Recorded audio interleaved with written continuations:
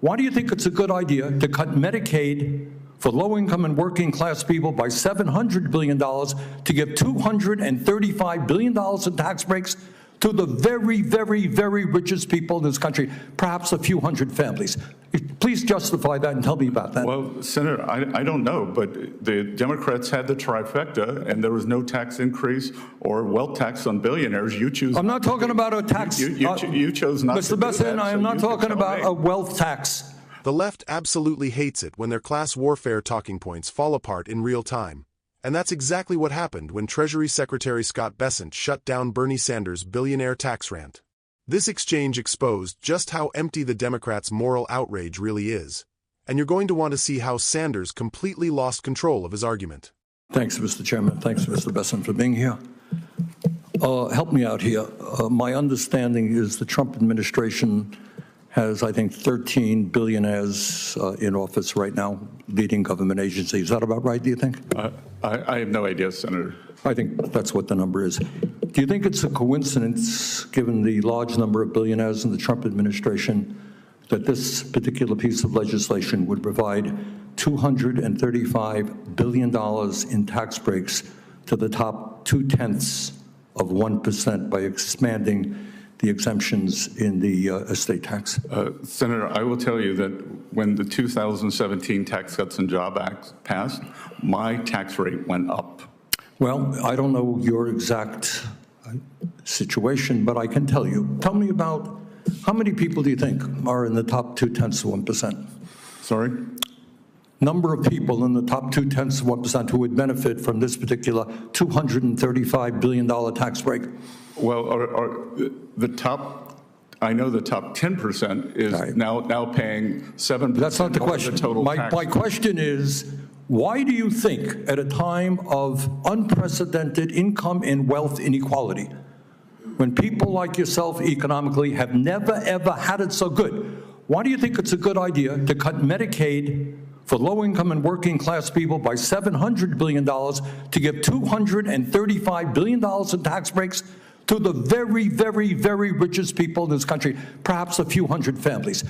Please justify that and tell me about that. Well, Senator, I don't know, but the Democrats had the trifecta, and there was no tax increase or wealth tax on billionaires. You choose. I'm not talking about a tax. You chose not to do that. Mr. Bessent, I am not talking about a wealth tax. Explain. A few hundred of the wealthiest families in this country, $235 billion tax break. Explain to the American people why you think that's a great idea. I think that this will increase small businesses substantially. That most small businesses, they are... Has zero to do, come on, you're smarter than that. This is the top 0.2%. This is not a mom and pop store. These are multi-billionaires, and the savings go to their kids after they pass away. This is nothing more than a gift to billionaires in this country. Well, sir, that's just not correct, because the top 10% paid a bigger share of taxes after TCJA. I'm talking about one provision in this. I don't want to argue with you about taxes in general. One provision, few hundred families, $235 billion in tax breaks. You can't justify that because morally it is totally unjustifiable. Let me ask you another question. If you guys want to cut $1 trillion in Medicaid and the Affordable Care Act, the estimate from CBO, I believe, is that over 15 million people lose their health insurance. Yale University and the University of Pennsylvania estimated that when you throw that many low-income and working-class people off of health care, some 50,000 people a year will die. Tell me why you think it's a good idea to give tax breaks to billionaires and allow 50,000 low-income and working-class people to die unnecessarily? Senator, first of all, that's overstated by 5.1 million. That is not attributed to this bill. It is simply... It's a combination. That's true. No. You all had a scheduled expiration of Obamacare subsidies, and you did not extend that when you were in charge. 5.1 million. 1.4 million illegal aliens on Medicaid. All right, and there are work requirements. And our goal is to get more money to children and mothers. Really? Your goal is to get more money to children, and working people. Really, come on. Do you know how many people, and I was surprised to hear this, I don't know if you know it or not, how many people lose their jobs every year, quit, or get fired or whatever? Do you have any idea? Well, there's something called the quits rate, and so when the job market is strong, I understand. more people quit. But yeah, I was surprised that, I just researched this. I don't know, do you happen to know? I don't know the number. I was surprised. Would it be shocking to you? It was to me. 20 million people leave their jobs a year. Doesn't shock you, right? It's a big labor force, right? Yep. So somebody leaves the job, maybe they move, maybe something happens in their lives, right? We have a lot of transition in the labor market, correct? Maybe they get a better job. Right, exactly. Maybe they do. Or maybe they have to stay home, their wife gets sick, whatever, we don't know. But 20 million people lose their jobs in a given year, leave their jobs in a given year. Are those people lazy? What happens when I leave my job and maybe I have to move to another state to take care of my ill mother, and I desperately need Medicaid? Am I too lazy now to be able to get Medicaid? I think that's a mischaracterization of the work requirement. Really? Well, I'm not quite so sure it is. I don't. Okay. Well, thank you very much, Mr. Chairman. What's going on, everyone? Welcome back to the channel. If you appreciate real talk, accountability, and calling out the radical left when they distort the facts, make sure you hit that like button, subscribe to the channel, and turn on notifications so you don't miss any of our daily updates. Now let's talk about this hearing, because Bernie Sanders comes in hot with the same tired script we've heard for decades. Billionaires bad, government good, and somehow the solution to every problem in America is higher taxes, more government control, and less personal responsibility. Sanders immediately tries to paint the Trump administration as some kind of billionaire takeover, implying that policy decisions are being made purely to help the wealthy. But here's where Secretary Bessent flips the script. He calmly points out that after the 2017 Tax Cuts and Jobs Act, the top earners actually paid a larger share of total taxes.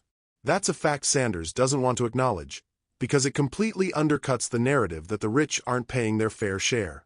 When Bessent even notes that his own tax rate went up, you can practically hear Sanders short-circuit. Sanders then pivots to emotional blackmail, claiming that estate tax reforms are nothing more than gifts to a few hundred ultra-wealthy families, while Medicaid cuts will supposedly kill tens of thousands of people every year. This is classic left-wing fear-mongering. Inflate numbers, strip out context, and accuse anyone who disagrees of being morally corrupt. Bessent pushes back by pointing out something crucial that Democrats always ignore. When Democrats had full control of government, they didn't pass wealth taxes, they didn't fix Medicaid, and they didn't solve inequality. All they did was spend more, regulate more, and make Americans more dependent on government programs that clearly aren't working. The Medicaid discussion is where Sanders really loses the plot.